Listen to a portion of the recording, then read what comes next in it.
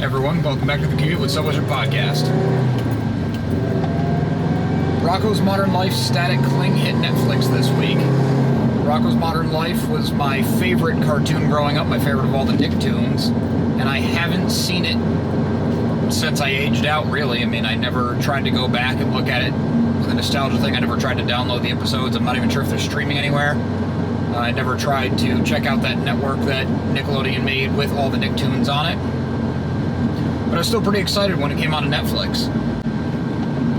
It was the original creator. A lot of the original people were back for the show, which is awesome. It had the same feel from what I remember.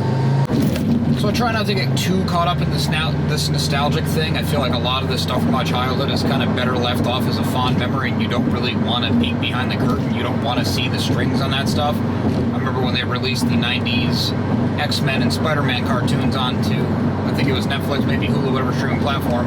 I was really excited to dive into it. Oh, I'm going to watch the whole thing. I remember it. I watched a few episodes. Yep, been there, seen it. All right, cool, let's move on. A little apprehensive getting into Rocko, but because it was new content, I felt like it wasn't going to have quite the same effect.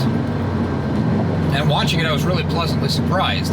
So even if it wasn't your favorite when you were younger, or if you had never seen the show, which would be bizarre if you're around my age, but it had a surprising amount to say. I mean, Rocko's Modern Life Static Cling was not a reboot.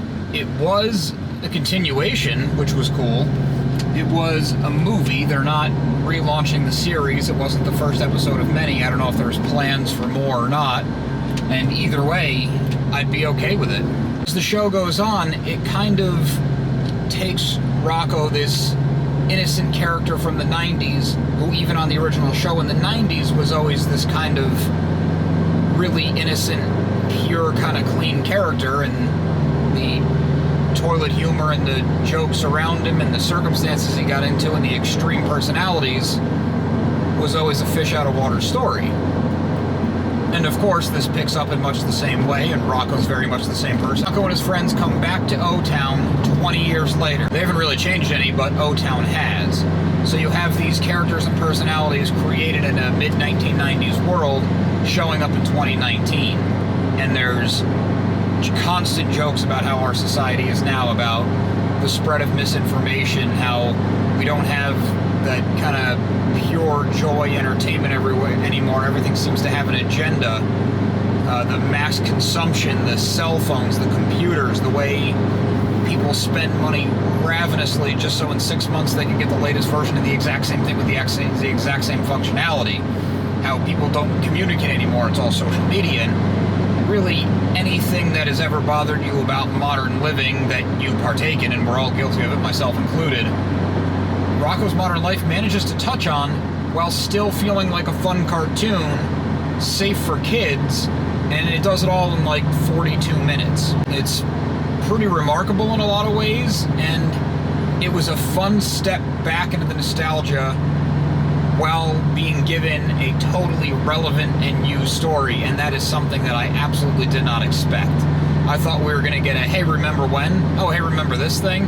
Kind of like how Captain Marvel leaned on the setting being every joke and the stem of everything, and really didn't work in that movie. But Rocko manages to take that, flip it, because you get the reverse. You get the character who was set in an era, and then you get the fish out of water story, putting him in the modern era, rather than taking something that feels modern or even beyond modern, futuristic, and putting it back in an era.